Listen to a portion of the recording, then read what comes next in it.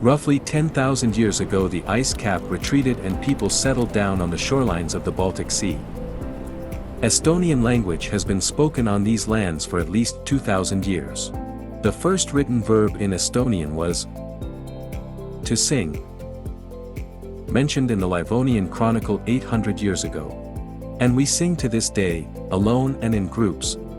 Our song festivals have been bringing together tens of thousands of singers for over 150 years.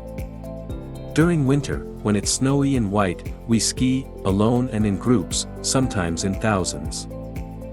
Reading has been a part of our culture for half a millennium. The first book in Estonian will be 500 years old in 2025. Over 90% of Estonians have been literates for over 100 years. We invite you to the 6th Baltic Sea Conference on Literacy.